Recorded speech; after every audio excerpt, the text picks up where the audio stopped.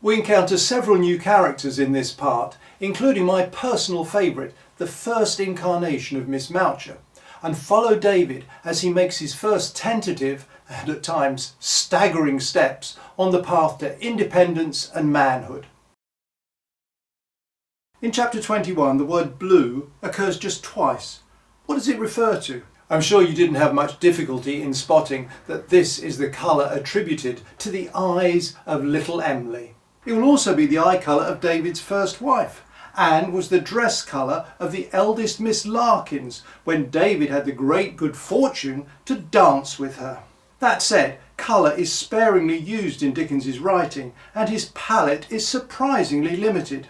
We tend to think of the world before Technicolor movies as being largely black and white, and although there were of course colours, they tend to punctuate or highlight otherwise largely monochrome scenes in Dickens's fiction, and colours in general occupied a much less prominent role in Victorian everyday life than they do in the megapixel 21st century.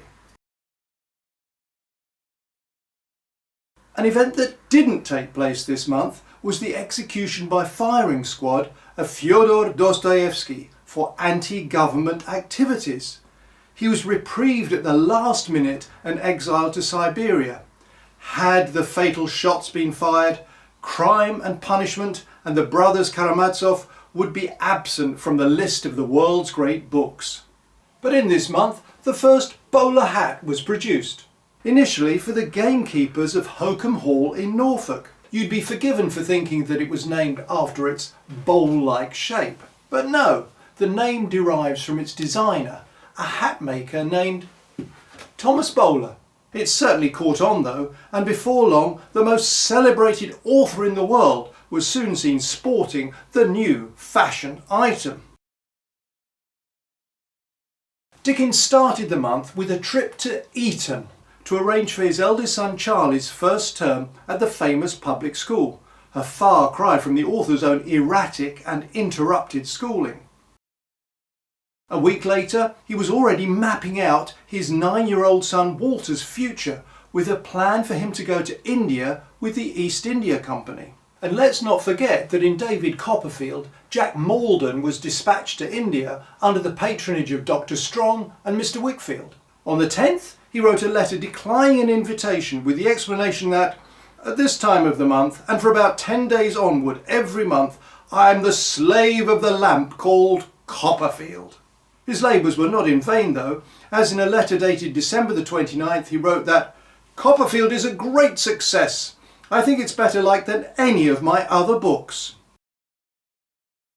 Sharp little Miss Moucher is one of Dickens's grotesques, and even her name hints at the pain that she can cause, with an ouch in the middle. It seems to be a portmanteau name though, a combination of mooching, a 19th century slang term meaning on the lookout for any circumstances which may be turned to a profitable account, and a garbled rendition of the French mouchoir, meaning handkerchief, as in Miss Moucher's own comic salutation of bonsoir for bonsoir. Those two elements of her name meaning are brought together in one of her rapid utterances. Bless you, man alive, I'm everywhere, I'm here and there and where not, like the conjurer's half-crown in the lady's handkerchief. I have to return here to a product that featured in the introductory video to this series. Milton's hair lubricant in elegant pots, 2 shillings. The reason being that this, or a very similar preparation, is what Miss Moucher uses on Steerforth. And curiously, Milton's hair lubricant is first advertised in this part, but then in subsequent Copperfield advertisers, the ad is twice as large. More inadvertent product placement? I'll have more to say about it shortly. Did I say shortly? Beg pardon, Miss Moucher, but now let's look at the plates. Both illustrations refer us to scenes in chapter 22, one comic, one tragic. The diminutive, volatile and voluble Miss Moucher is depicted here applying her skills to Steerforth's crowning glory. To see Miss Moucher standing over him, looking at his rich profusion of brown hair through a large round magnifying glass, which she took out of her pocket, was a most amazing spectacle. "You're a pretty fella," said Miss Moucher after a brief inspection. "You'd be as bald as a friar on top of your head in 12 months but for me. Just half a minute, my young friend, and we'll give you a polishing that shall keep your curls on for the next 10 years. With this, she tilted some of the contents of the little bottle onto one of the little bits of flannel, and again imparting some of the virtues of that preparation to one of the little brushes, began rubbing and scraping away with both on the crown of Steerforth's head in the busiest manner I ever witnessed, talking all the time. She then tells a seemingly inconsequential story about one Charlie Pyegrave, which, having finally understood it at the 5th time of reading, is, in my opinion, one of the funniest passages in the entire works of Dickens, and had me literally LOL and ROTFL. I've made a short video about this anecdote entitled A Dickens Joke, so you might like to check that out.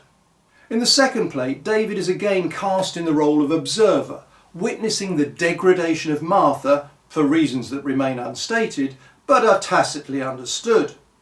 She's a former school friend of Emily, who's compelled to leave for London to escape the wagging tongues of Yarmouth, and prompts a painful soul-searching on the part of Emily.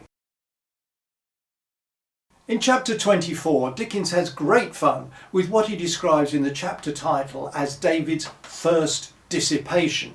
For example, why do you think this utterance, addressed by David to Steerforth, which I'll let you read for yourself, is written as one word? Cheers!